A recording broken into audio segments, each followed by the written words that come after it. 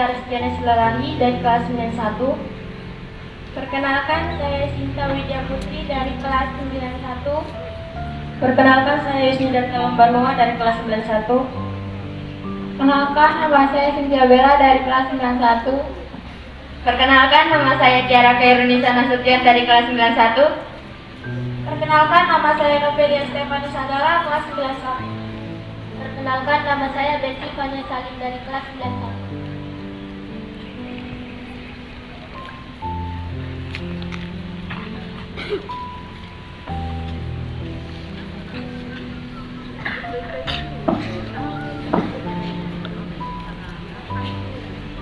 Rek, amfibi wong Jowo. Artinya, teman, aku ini orang Jawa. Horas au halak Batak yang artinya halo, saya orang Batak. Awa orang Minang yang artinya aku orang Minang. Yau yau nianias yang artinya salam, saya orang Nias.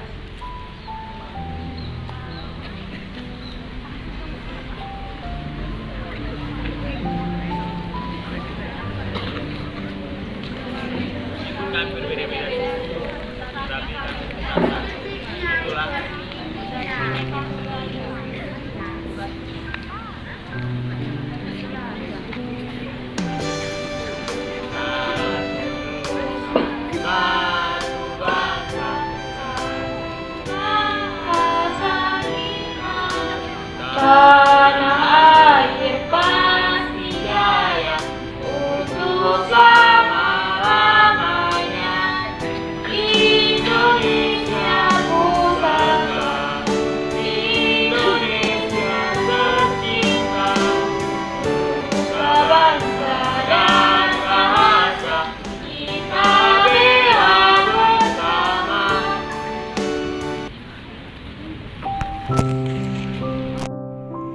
Etika sendiri merupakan nilai dan norma yang berlaku untuk dijadikan pandangan dan standar manusia yang berhak bertindak dan bertingkah laku dalam kaitan dengan komunikasi. Etika komunikasi mencakup segala nilai dan norma yang berkomunikasi menjadi standar dan acuan manusia dalam berkomunikasi dengan orang lain. Etika komunikasi menilai makna tindakan komunikasi yang baik dan buruk berdasarkan standar yang berlaku. Karena komunikasi merupakan salah satu yang krusial dalam kehidupan manusia, maka penting bagi kita untuk memahami mengenai etika komunikasi. Tanpa adanya etika komunikasi, dapat terjadi hal-hal yang tidak diinginkan seperti kesalahpahaman, pertengkaran, perselisihan, dan lain sebagainya. Selain itu, etika komunikasi yang tidak diketahui dan diterapkan akan menyebabkan hubungan kita dengan orang lain jadi buruk. Tentunya itu akan berakibat tidak baik, karena bagaimana juga kita adalah makhluk sosial yang selalu membutuhkan dan dibutuhkan orang lain. Guna menghindari terjadinya hal seperti ini, kita akan membahas lebih lanjut mengenai etika komunikasi. Apa saja yang penting dan mendasar dalam kehidupan sehari-hari. Etika berkomunikasi terbagi menjadi 3, yaitu etika berkomunikasi dengan guru, kedua etika berkomunikasi dengan tatap muka, ketiga etika berkomunikasi dengan media sosial.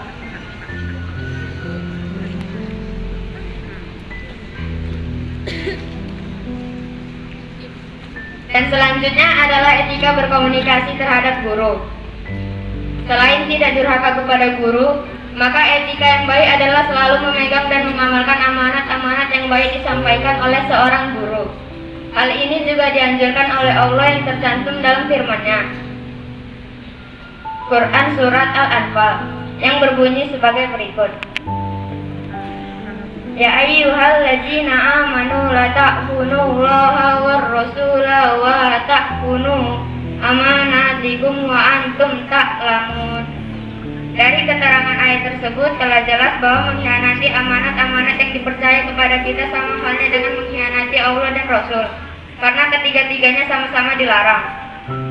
Dari uraian-uraian yang penulis telah dipaparkan, dapatlah disimpulkan bahwa etika yang kurang baik yang dilakukan oleh peserta didik yakni bersikap dingin terhadap guru, mempunyai pandangan yang seakan-akan mengejek seorang guru, dengan senyuman-senyuman yang mewujudkan penghinaan, serta dengan gerakan-gerakan tangan atau badan yang menyatakan bahwa hal ini tidak ada artinya, dan saat guru sedang menerangkan. Sedangkan etika yang baik dan harus dikerjakan dan diamalkan oleh peserta didik yakni tidak mendurhakai seorang guru adalah pendidik dan pengajar yang patut dihormati dan dihargai, memegang teguh amanat yang diberikan oleh seorang guru dan tidak mengkhianatinya.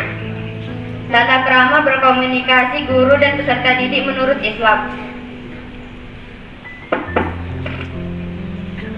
Etika berkomunikasi yang dimaksud telah diajar oleh Islam yang tertuang dalam ayat-ayat Al-Quran, seperti yang termaktub dalam surat An-Nisa, yang berbunyi sebagai berikut. La yuhibbullahu jahra bis-su'i minal qawli ila man zulim wa kana lahu sami'an alim. Terjemahannya, Allah tidak menyukai ucapan buruk atau yang diucapkan dengan terang kecuali Allah orang yang dianiaya. Allah adalah Maha Pendengar lagi Maha Mengetahui.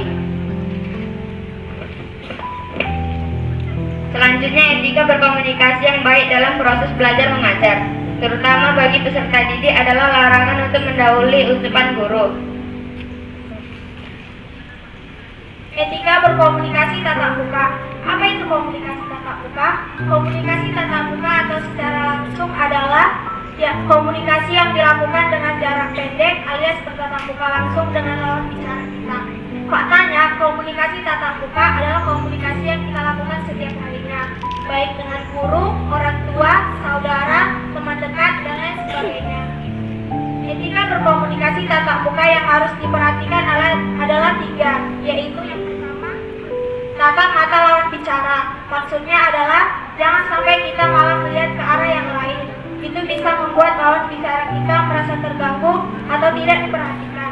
Salah satu contoh kita tidak memperhatikan mata lawan bicara kita adalah saat guru lagi menasehatimu, bukannya mendengarkannya, kadang kamu malah asik melihat keluar atau melihat ke arah lain. Yang kedua, jaga intonasi dan kecepatan bicara.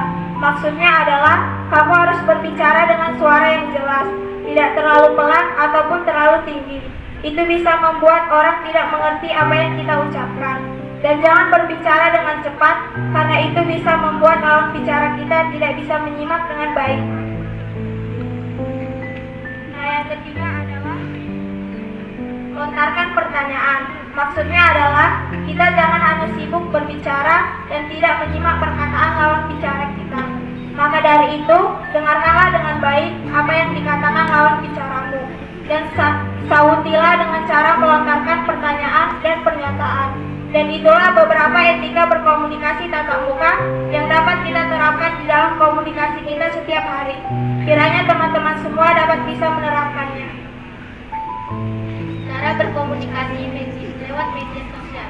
Dari dengan melesatnya perkembangan teknologi komunikasi melalui media bisa dibilang sebagai komunikasi yang sering kita lakukan. Contoh yang harus kita perhatikan dalam berkomunikasi lewat media sosial antara lain: 1. Perhatikan gaya tulisan dan tanda baca. Karena komunikasi lewat media kebanyakan mengandalkan tulisan, kita harus berhati-hati dengan gaya bahasa yang kita tulis. Apakah sudah tepat atau seperti orang marah? Selain itu, penggunaan tanda baca sangat penting, terutama tanda seru. Sebaiknya kita meminimalisir penggunaan tanda seru atau huruf besar semua, karena cenderung membuat orang berpikir kalau kita marah. 2. Atur intonasi atau jika menelpon. Menelepon memang terdengar suara, namun tidak terlihat mimik dan ekspresi wajah. Karena itu, kita perlu mengatur intonasi suara saat sedang menelepon. 3. Pikirkan apa yang ingin ditulis. Komunikasi lewat media memungkinkan kita untuk berpikir sedikit lebih lama, mengenal apa yang kita komunikasikan. Gunakan kesempatan itu untuk mengkomunikasikan hal-hal dengan lebih baik dan menyortir kalimat yang tidak patut. Tidak perlu terburu-buru. Orang juga tahu kalau mengerti itu membutuhkan waktu lebih lama daripada bicara langsung. Tapi jangan membiarkan pesan orang dibalas lama, karena itu akan membuat berpikir dan salah paham.